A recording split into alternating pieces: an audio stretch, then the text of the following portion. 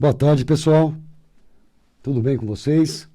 É um grande prazer apresentar mais um programa, Manual do Proprietário, trazendo para vocês informações importantes de como vocês agirem para conseguir uma saúde total, longevidade com vitalidade, fazer a verdadeira medicina preventiva que age nas causas e não nos sintomas.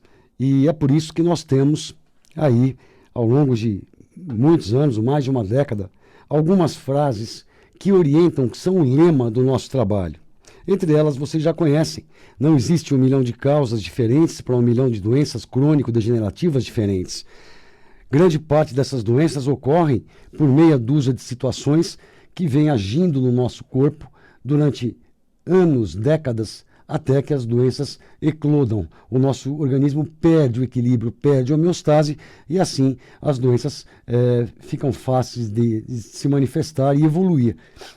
Outra frase nossa é que sem medicina integrativa funcional, a saúde só pode ir mal. Por que isso? Porque hoje a tendência é compartimentalizar o ser humano, tratá-lo por especialidades e superespecialidades, procurar o nome de uma doença para dar o remédio correspondente àquela doença e esquecer de olhar para o sistema como um sistema todo, como um ser integrado. E é justamente isso que a medicina integrativa funcional faz, se utilizando de inúmeras ciências, a medicina convencional, a prática ortomolecular, a fitoterapia, a nutrologia, a medicina tradicional chinesa, a homeopatia, integra, sim, várias ciências para ter um resultado melhor em termos de cura, em termos de prevenção dessas pessoas. Uma outra frase nossa agora também, que vai sair com o nosso livro novo, né, completamente novo, e agora já está muito próximo. Eu tenho inclusive a capa dele já, que eu recebi por WhatsApp, o novo nome que vai ter. Eu imagino já que na semana que vem ou na outra eu vou poder estar divulgando, eu vou ter a autorização da editora para poder estar falando muito mais disso tudo para vocês. E com certeza ficou um trabalho muito legal e tem muito a ver realmente com longevidade e vitalidade. E a outra frase nossa é: você ainda acredita, né, que a longevidade e a vitalidade advenham de um frasco de drogas, medicamentos? Obviamente não, né, pessoal? Então, vocês aprenderam ao longo desses anos uma série de dicas de como abastecer esse equipamento, então, da nutrologia adequada. E vocês têm aí no youtube.com, aliás, é uma ferramenta muito legal, que eu queria que quem estivesse agora sintonizando a rádio pudesse anotar para com calma aos fins de semana explorar isso um pouco mais, que é o youtube.com, o meu canal, Dr. Edmond Saab Júnior. Tudo que eu falo para vocês hoje, daqui 3 ou 4 dias já está lá, para vocês poderem ouvir com calma aos finais de semana. E voltando a falar em abastecimento desse nosso organismo, assistam tudo que tiver como título nutrologia ou nutrição avançada ou do futuro. Isso é muito importante, vocês aprenderem a melhor forma de estarem se nutrindo, né? Vão aprender também a se hidratar, vão aprender também a aumentar o óxido nítrico. Vocês vão ter vídeos falando sobre tudo isso, de como cuidar adequadamente do seu intestino, da sua flora, para poder absorver realmente o que precisa e eliminar o que não interessa. Então, é uma ferramenta muito importante, youtube.com, o canal Dr. Edmond Saab Júnior, e vocês vão estar recebendo toda semana um vídeo novo, fora centenas de vídeos que já tem lá, para vocês começarem a assistir com calma e pesquisarem e porem em prática. E o mais importante, criar um movimento de conscientização, informar a todos os seus contatos, né, de tudo que vocês estão vendo de novo, de tudo que é possível e como é uma maneira tão fácil, prática e econômica de se realizar. E muito em breve vocês vão estar observando a melhora de todos eles, tá ok? Eu vou deixar hoje a pedido de vocês, os ouvintes, pessoas querendo entrar em contato por telefone, pessoas que não enviam e-mails. E outra dica importante, o nosso link de contato é o e-mail aqui da Rádio Mundial, que é radiomundial@radiomundial.com.br. Então, para enviar seus e-mails, com sugestão de pautas, com dúvidas, é esse o e-mail, radiomundial@radiomundial.com.br. Então enviem seus e-mails e a nossa diretora de jornalismo, a Samira Chaine, me prepara todo esse material com muito carinho, me entrega e assim eu te respondo oportunamente, tornando o nosso programa muito mais interativo, muito mais do seu interesse. Tá ok? Então eu vou deixar aberto os canais da rádio, os telefones da rádio, para quem quiser falar comigo ao vivo agora. Os telefones são 3171-0221, repetindo, 3171-0221 e 3262-4490. 3262-4490. Enquanto isso, eu quero falar para vocês realmente de medicina preventiva, né? Então, por exemplo, uma doença ou uma síndrome metabólica que aumenta exponencialmente no planeta desde a década de 80, como diabetes, a síndrome metabólica, a hipertensão, a obesidade, tudo isso interligado por aumento de produção de insulina e por aumento de resistência a essa hiperinsulinemia, esse aumento de produção de insulina, né? O que vem causando com a população mundial nesses últimos 40 anos. E eu queria que vocês entendessem, nesses últimos até um pouco mais de 40 anos, como isso tudo aconteceu. Existe o Dietary Guidelines for Americans, e esse é de 1980, ou seja, as diretrizes dietéticas para os norte-americanos. Então, as diretrizes, isso aí, levado pelas sociedades de especialidades médicas, pelo governo americano, para o povo americano, essas diretrizes dietéticas dos anos de 80 eram o seguinte: o governo falava para que a população aumentasse o consumo de carboidratos para até 60%. Carboidratos não especificava, falava comam grãos, né? E não especificavam os carboidratos. Até 60% das calorias diárias era então ingestão de carboidratos. E que eles diminuíssem a ingestão de gorduras de 40% para 30% do valor diário das calorias. A questão de diminuir a gordura era para prevenir a aterosclerose ou obstrução das artérias, que leva a infarto e AVC. Muito bem. Olha que interessante. Então, a população começou, a partir daí, a aumentar muito a ingestão de carboidratos, diminuir a ingestão de gorduras, também não era especificado quais eram as gorduras boas, quais eram as gorduras ruins, e o que aconteceu? Aconteceu esse aumento estrondoso e alarmante de obesidade e diabetes pelo planeta e que continua aumentando. Muito bem, esse mesmo Dieter de 2016, ou seja, essas diretrizes dietéticas, então, a de 80 eu falei para vocês que era aumentar os carboidratos para 60% e diminuir as gorduras de 40% para 30%. As de 2016 já mudava completamente. Eles retiraram a restrição de todas as gorduras dietéticas da dieta saudável. Então, eles confirmaram não ter relação na ingestão de gorduras com colesterol e com a formação das placas ateroscleróticas que obstruem as artérias. Muito bem. Então, o que aconteceu? Quando foi essas diretrizes de 80, a pirâmide alimentar era aquilo, era a base dela completamente, carboidratos 55%, 60%. Então, o que o pessoal começou a comer? Massas, batatas, e aí teve doces, açúcares, comidas processadas, ultraprocessadas, e teve esse aumento absurdo de obesidade no mundo, né?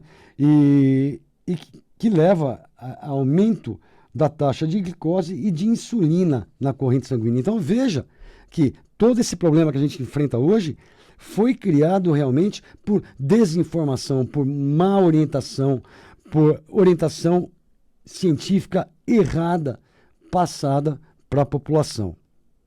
Então, o que eu quero dizer para vocês a respeito disso é que doença alimentar tem que ser tratada dieteticamente, não só com drogas. Então, o grande mal não é a doença em si, a obesidade, o diabetes.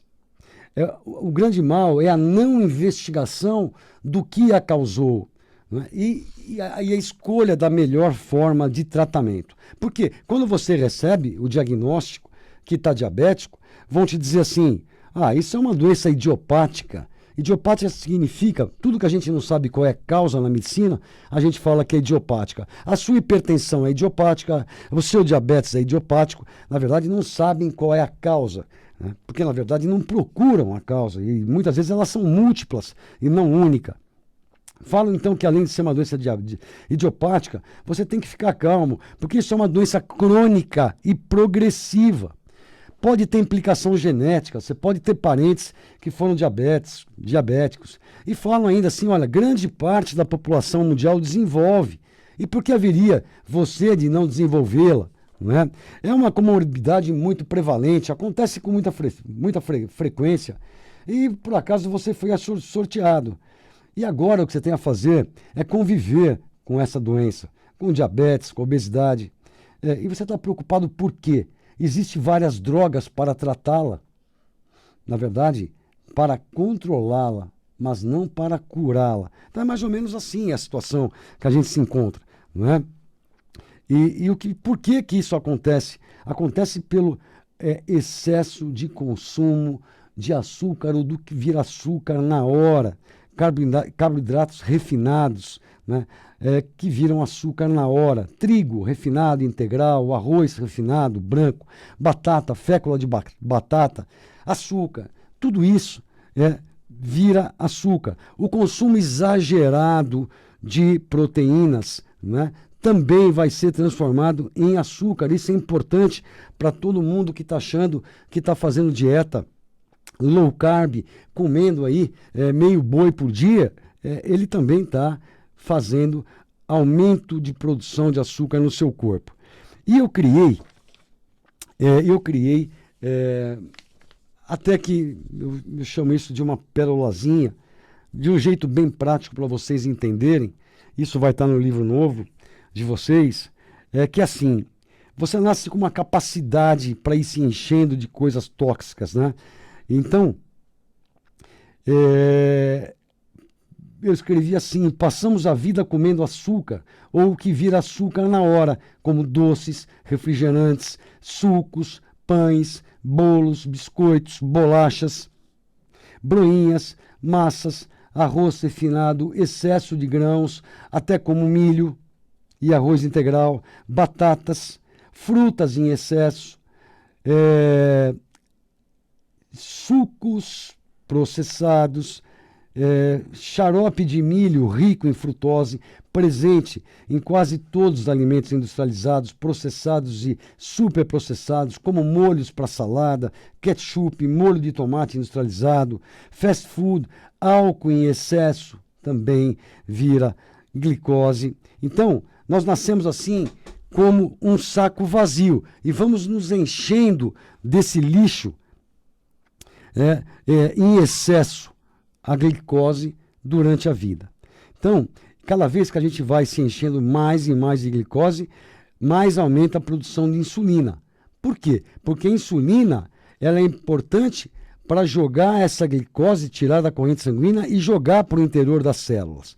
Então, como eu estou tendo muita glicose, eu preciso de muita produção de insulina. Então, isso vai gerar uma hiperinsulinemia. Muito bem. Aí nós inundamos todas as células de glicose, porque nós mandamos aquele monte de insulina jogar aquela glicose toda lá para dentro. Então, inundamos todas as células de glicose, que é usada para gerar energia. E o que sobra dessa glicose é armazenada sob a forma de glicogênio, né? Que é uma reserva natural de energia para quando se tornar necessário. Mesmo assim, continuamos todos os dias nos enchendo ainda mais de glicose, ou que vira glicose. Não tem mais aonde estocar essa glicose. O fígado começa a transformar essa glicose em gordura e a exportá-la para todas as células de gordura do nosso corpo, desde a nossa musculatura até abaixo da pele, e começamos a engordar. Esses adipócitos, essas células se dilatam, pois estão cheias de gordura, e continuamos a comer mais açúcar, mais insulina. Mais insulina, mais informação para armazenar gordura. Isso mesmo, porque outra função da insulina é orientar, informar o corpo a juntar gordura, armazenar gordura.